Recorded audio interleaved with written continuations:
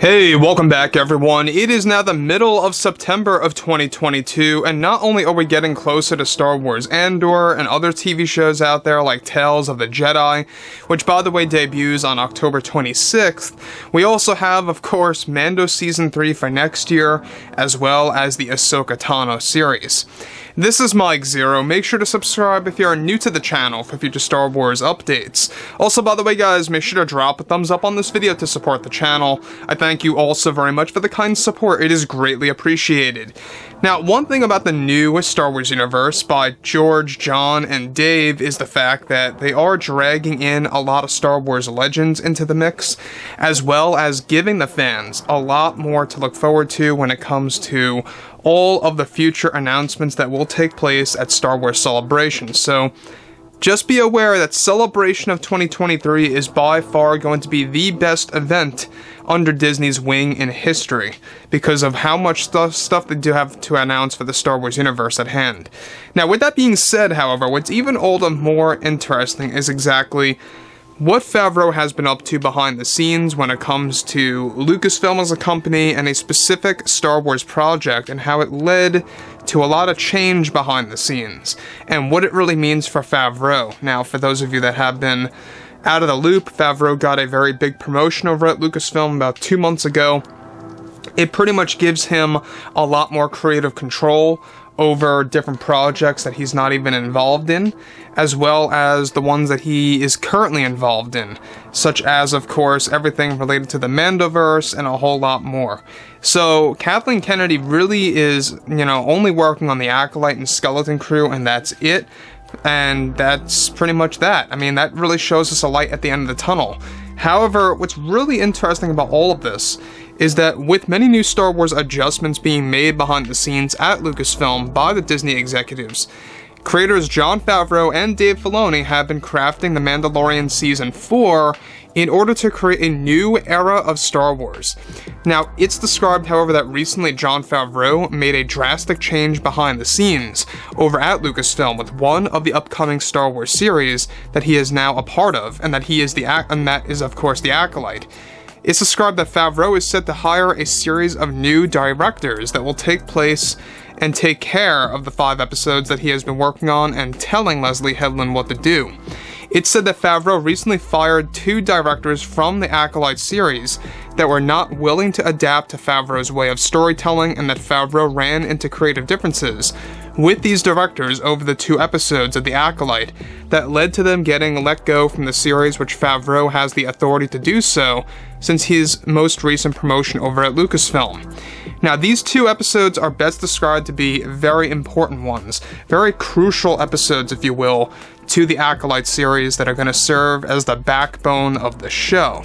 So I can understand why he went ahead and fired some of these directors that didn't really want to make those episodes the way that Favreau wanted them made and wanted to stick with Kathleen Kennedy's vision. So, before I get to the next thing here, let me just pause here quick for a second now. The thing about this too that I think a lot of fans need to be aware of is the fact that the Acolyte series is a very complex show right now. It has gone through a lot of trouble, it has gone through a lot of problems before in the past, a lot of setbacks by Kathleen Kennedy. She herself even fired a lot of directors and writers from the show, and if she even pursues that again, it's only going to create more problems. So that's why we haven't really been hearing all that much about Kathleen Kennedy, making a lot of other firings of directors and writers and letting them go. It's because she probably wants to get this thing finally filmed by that December, time frame that they're aiming for. So this is the real major thing about all of this too, is the fact that now Favreau is on pretty much the lookout for new directors to take these directors' place. And what does it really mean for the Acolyte series when it comes to production? Now, I don't believe that this is really going to create a delay or any kind of setback. I just think that Favreau's got to step on the gas and really speed things up, which he will, to find the proper directors to hop on board right away and get involved with the Acolyte series for those 2 big episodes. They're both described to be 1-hour episodes, by the way, close to it, like 58 minutes worth, and it really is going to be like the literal backbone of the show. So with that being said, alright, moving on forward from this, Alright, now Favreau is now on the hunt, like I say, of the new directors to take their place, specifically directors that are Star Wars fans and really care about the franchise, which is good. Favreau wanted to make sure that at least some directors for the Acolyte are willing to cater to the fans. Favreau had tried to get Dave Filoni as a replacement, but he is currently very busy with the Ahsoka Tano series in building that show to appear very movie-like for the fans.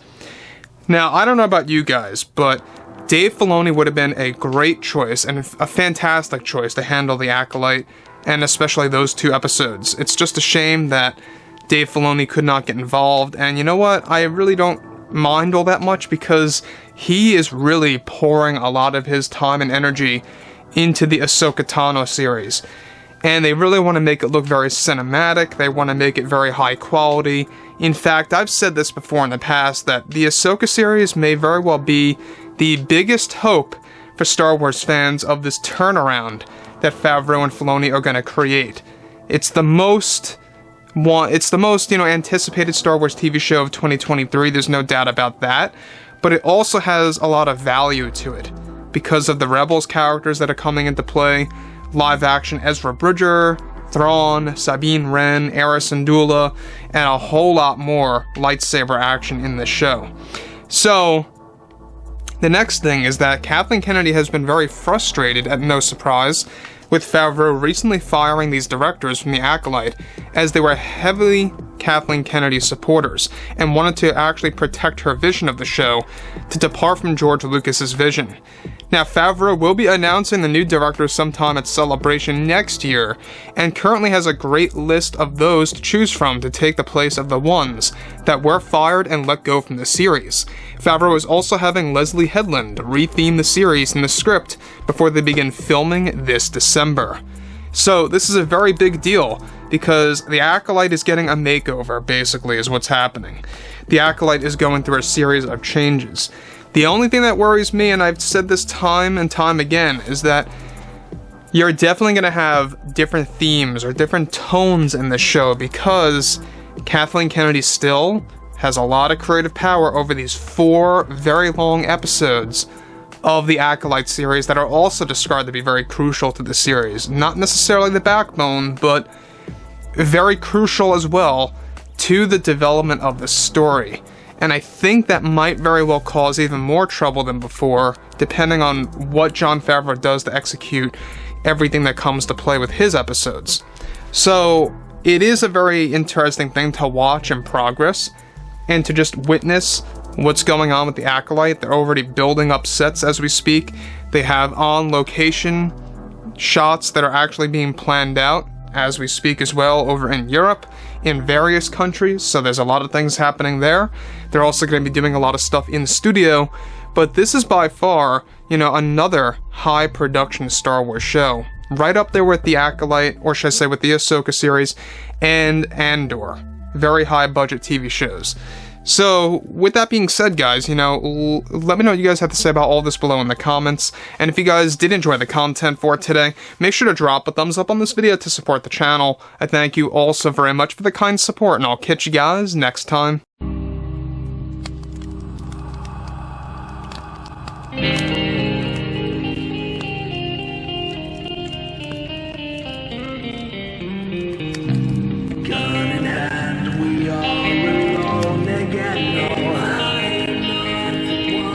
From night to morning.